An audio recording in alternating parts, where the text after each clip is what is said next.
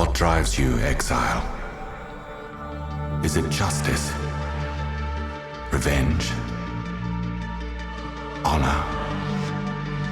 No. It is power. Your limits will be tested. Break them.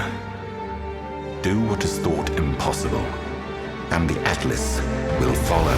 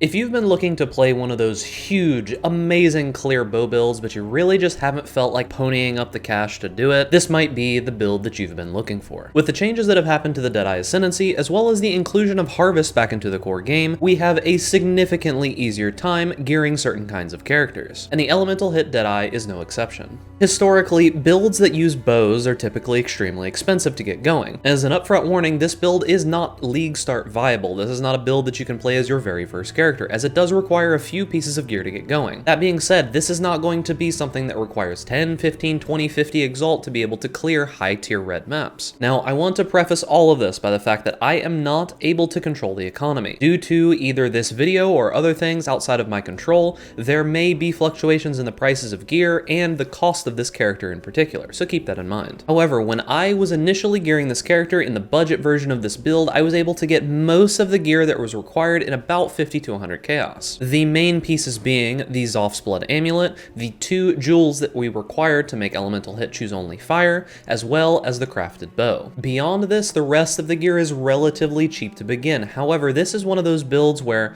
the more money that you invest into this, the more powerful it gets. Each and every upgrade, you can physically feel the difference in power of this build, all the way up to the point where you can invest 50 to 100 exalts if you would like to. However, that is not required by any means to get multiple screens of clear, be able to absolutely destroy blighted maps. It can handle most of the in-game bosses as long as you do invest a little bit into it, but I use this to farm legions, I use this to farm very high tier maps, as well as blighted maps and more. So now that you've got a bit of an idea of what you're getting into, let's jump into the game and take a little bit of a closer look. Hey guys, Big Ducks here, and welcome back to the channel. Now remember, if you're enjoying my content, make sure that you like this video. Also, over 75% of you roughly are not subscribed to this YouTube channel. If you want to stay up to date with the latest content, make sure that you subscribe so that these videos show right up in your feed. Now without further ado, let's get back into the video. Alright boys, so this is the elemental hit Deadeye, Long Lost Ascendancy. We're finally back on a Deadeye. It has been a very, very long time since I've played a Deadeye, let alone just a generic big DPS clear bow build. Now, this build, as I said before, is not the cheapest build to begin. However, if you do have issues creating some of the gear for yourself, or maybe some of the questions aren't answered for you in this video, make sure that you join my Discord. The link is in the description down below. That is going to be the best way to get help with any of my builds, best way to help with crafts and things like that. I have a ton of very, very helpful community members, and I'd love for you to join and come be part of the community. All right, so first I want to talk about the actual skills. The main skill of this build is Elemental Hit. What this does is it's an ability that chooses between 3 different elements at random. It's got fire, cold, and lightning. Now what we do is we use 2 jewels that are called Combat Focus to force the ability to choose fire. So between these 2 jewels, you're going to need both of them to get this to work. This ability will always choose fire no matter what. Because if we look at the actual ability, you see that it says added fire, added cold, added lightning. So with Zophs, we're able to convert a whole bunch of damage over into fire because of Avatar of Fire, and this gives us a ton of base damage to scale. Now we use two separate 6-links, one in the bow and one in the chest piece. The one that you use in the bow is going to be the single target one because that is going to be more important. You need to scale the single target higher than the multi-target one. Multi-target one will clear no problem. We use Barrage in this link, and we're mainly just trying to get single target damage done. Now the other link is going to be an AoE link. We're using Chain, and we're using all kinds of just massive AoE jewels. Of note, you can use Mirage Archer here if you'd like. However, I feel that Mirage Archer is something that you would be able to use when you get a much higher level of gear. I would probably be using it right now, but I'm using Corrupted Chest Piece, and actually found a Ferrules, but I haven't been able to link this thing. I've literally spent more money than I'm even comfortable talking about trying to link this Ferrules. I feel like it's just a mistake to even try to link this myself. I probably could have bought a 6-link one. If I ever do manage to get this 6-linked, which will probably be never, I will swap over into using Mirage Archer, but that's another story for another time because I just legit have not been able to link it whatsoever. We are still using just the non-Mirage Archer version in the AoE, and I will put those links and more information in the path of building. You can find that link down in the description. The only other ability that we use is a movement skill. You can use Flame Dash, you can use Normal Dash, you can use Smoke Mine if you really want to, if you want to get a little bit more movement speed. All of those would work perfectly fine. We're using 3 auras, we're using Skitterbots, this gives us Chill, and this gives us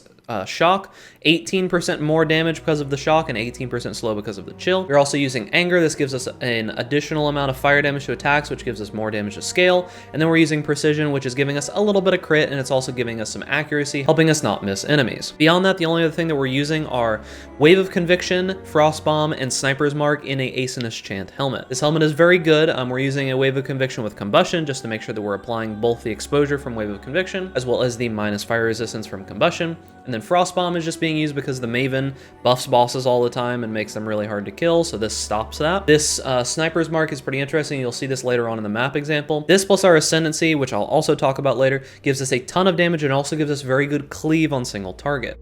That is it for the abilities. We literally press like 3 buttons and that's it. You don't have to do anything else. It's a very, very simple build to play. Now, talking about the gear itself, the most important piece of this build, well, there's 2 pieces, are the amulet and the bow, but we're going to begin with the bow. Now, this bow has become significantly easier to craft because of Harvest. However, the only modifiers that matter on this bow are the +1 to level of socketed gems and the +2 to level of socketed bow gems. Everything else on it is nice. This isn't even as good as it could possibly be. I could very easily have a significantly better bow if I kept crafting on it, but I just haven't managed to get one. This bow is easier to craft than you might think. So this is a eye level 100 6-link Imperial bow, which you can get from a divination card set. This will give you a eye level 100. The colors are not insanely difficult to get, and it is a very, very easy base to get. You can just buy the divination card, or you can go straight buy this bow. I bought like 2 or 3 of them for 9C, and I've just been crafting on them randomly. You do use a set of fossils, a 3 fossil set to be able to craft this, and it's relatively likely that you get it actually. That 3 fossil set is going to be a corroded, a jagged, and a metallic. Now, I will make a video specifically talking about crafting this bow in another video, but to be able to get the base bow, I'm sure you can look up plenty of guides in the meantime. When I do have that video, it will be linked up in the top right corner. If I forget, yell at me over on Discord and I'll get that linked up there if that video is live. The corroded fossil makes it so that there can be no elemental modifiers. The jagged fossil makes it so there can be no chaos modifiers, and the metallic fossil causes there to be no physical modifiers. No elemental, no chaos, no physical. That leaves very few mods. The idea is that +1 and +2 are both some of the only mods that are actually left on this bow.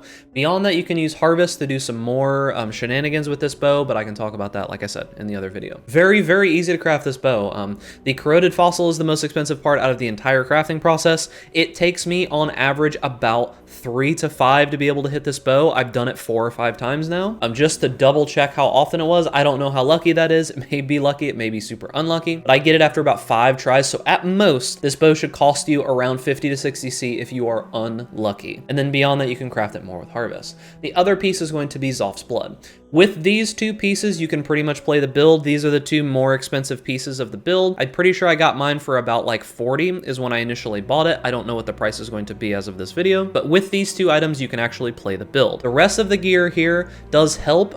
The Soul Tether is very useful because it allows you to overleech. You can see on the tree here, we do have Volpact as well as some extra leech nodes, and I do have a cluster jewel with both leech nodes here. This gives us a ton of leech, and with this, the Immortal Ambition, it does give us the Keystone. It makes it so that you cannot recharge or regenerate energy shield, but life leech is not removed at full life, and the effects recover energy shield while on full life. So the idea is that this allows you to to essentially overleech. Now, at much higher levels of gear, you actually don't use this anymore, but I'm still not there, so we're using this currently. Other than that, I did talk about Ascendancy. This is very powerful. I suggest that you get the base Ascendancy helmet and then upgrade it with the Prophecy. It's significantly cheaper that way. All Prophecies are cheaper that way for some reason. I don't know why. This causes you to trigger socketed spells whenever you attack with a bow. You might see whenever I'm attacking, I'm proccing those spells constantly. This is a huge bonus to damage. It also gives you a little bit more energy shield that you can overleech with, so it's not completely useless. Attack speed, movement speed, and just a typically very, very good helmet. The only other unique that we're really using is Dying Sun. This is just very good because the little projectiles that you shoot out actually do explode and have an AoE. More projectiles, more AoE, both really good for this build. It's not required, but it is very good. The rest of the gear is rare.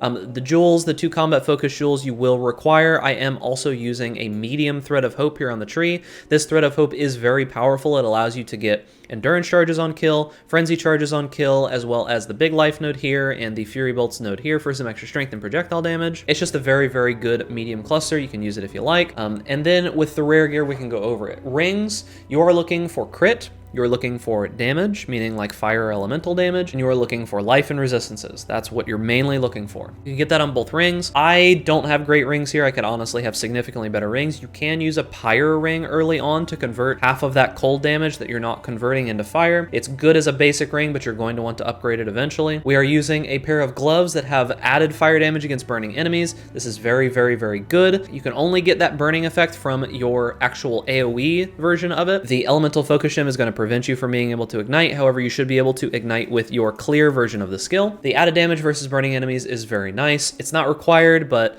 this is something that I actually got out of a ritual. So beyond that, we just have a quiver. This is a random one I pulled from another character. It's got some life, it's got some cold resist, it's got some elemental damage with attacks. You're mainly looking for additional arrows, and elemental damage with attacks here would be very good. Boots, you can actually craft elusive boots pretty easily nowadays with Harvest. You just need to get some Redeemer boots, and you can do either speed or crit on them, and it will give you elusive boots. I've just kind of crafted these up over time. They're not too difficult to get. You just roll crit or speed on them constantly until you get what you want, and then move the mods around as you need. Elusive is very, very nice for this build, and I do suggest that you try to get some elusive boots. They're actually not that insanely expensive anymore either. We use a Quicksilver Flask, a Panic to Divine Life Flask, a Diamond Flask, and a Quartz Flask just to give us some more dodge. Pretty much it for the items on the actual character. When it comes to normal jewels and cluster jewels, you're going to be wanting to get specifically crit and then these leech jewels. These leech jewels are very, very good for the build. Fuel the Fight and Feed the Fury are both insanely good. On normal jewels, you can use any elemental crit strike multiplier that you want because this ability, because elemental hit is considered fire, cold, and lightning. So any jewel, it doesn't matter what kind it is, if it's crit multi with lightning, fire, cold, any of those will all work for it. So it makes it very easy to get a good jewel. I'll be using crit clusters as I level up a little bit more, but I don't have the amount of points that I need to level a few more times. You can use some very simple crit clusters. They'll be in the path of building.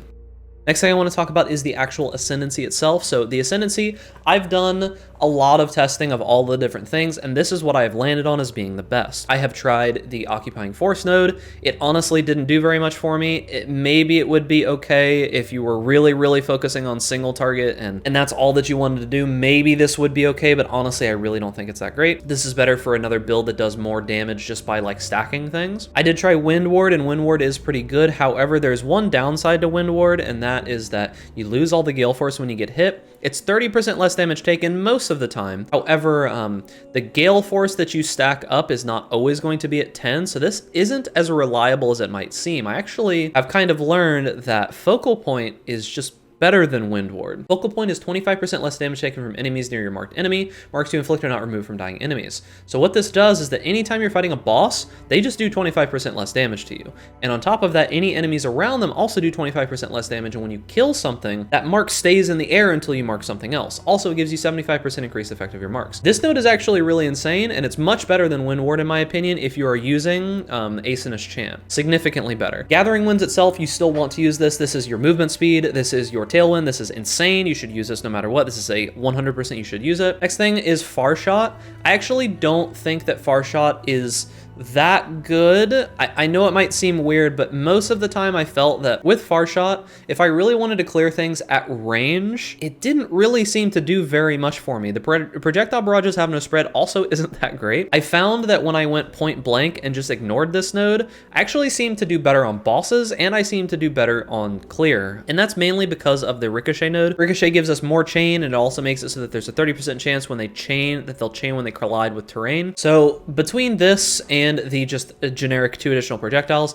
this seems to be the best setup that I've been able to find. I didn't really like Farshot, I didn't like Occupying Force, I didn't like Wind Ward, and this is Bleed. We're not doing Bleed. So that's how I feel about the Ascendancy. These are the ones that I've landed on. I think that it's the best for both single target and clear. There is an argument, I guess, that you can make to swap out Ricochet for Farshot specifically just for clear. However, on average, I just kind of feel like point blank is better. As for the rest of the skill tree, the Keystones that we took, this is a dodge build, so we took the dodge Keystones. We're using Wind Dancer, of course. Point blank is better for close up damage, which most things at range are dying instantly anyway, so this helps us with clearing those bosses and those big rare mobs that get in front of your face, especially in Ritual. This is very nice. And then we're using Volpact with the belt to be able to overleech and have a bunch of extra leech. Pretty much it for the tree. We'll talk more about that when I talk about the path of building. So now I want to run a map. I want to show you what the build is capable of when it comes to clearing. You typically in Ritual actually don't want to be farming tier 16 maps. I don't know if you guys have felt this, but in Ritual particularly, it feels like when I'm doing tier 16 maps, I have less like tribute and such, and the maps are just harder and I don't really get any real benefit out of it. I've been farming 14s and 15s for the most part with my clear characters and seeing much better results. I also managed to find a headhunter in one of the rituals on this character, so we haven't been able to secure it yet, but I've deferred it a couple times. We'll see if we get that. There might be a video about that in a couple of days. We have been clearing mostly 14s and 15s, so I'm going to show you a tier 15 map. This is in New Vastir, so this is going to have the Legion nodes. You'll get an idea about that. This is one of the things that I think this build is pretty good at doing are the Legion clearing. I'm going to put in a polished Legion Scarab to go along with it. We are also going to be running this with Sextants. We'll run just a bunch of random ones. We'll see what we get here. Mysterious Barrels is bad.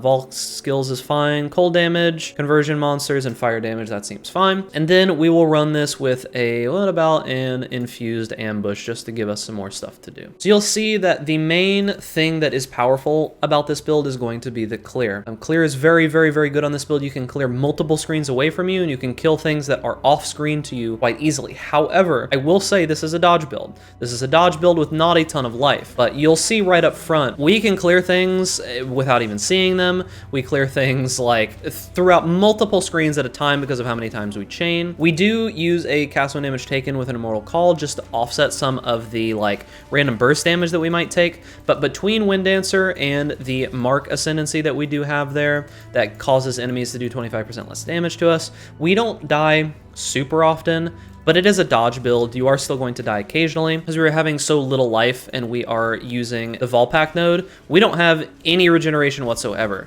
However, we do have Overleech, so you can see that if we ever do get any kind of debuff on us, we still don't take very much damage from it. We're going to clear a little bit more just so I can get all of this area out, and then we're going to go do that Legion that we saw a moment ago. So if you don't know about New Vestir, there's these nodes that cause you to see additional sergeants, and the sergeants all have the little icons above their head for loot. This is very, very good for this kind of build. So you'll see here, we just go towards the outside, and we can absolutely like destroy everything that's not a sergeant if I can actually find them.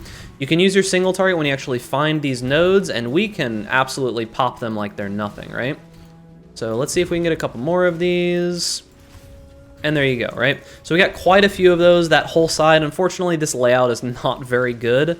Or we actually killed a chest over here without even getting somewhat near it.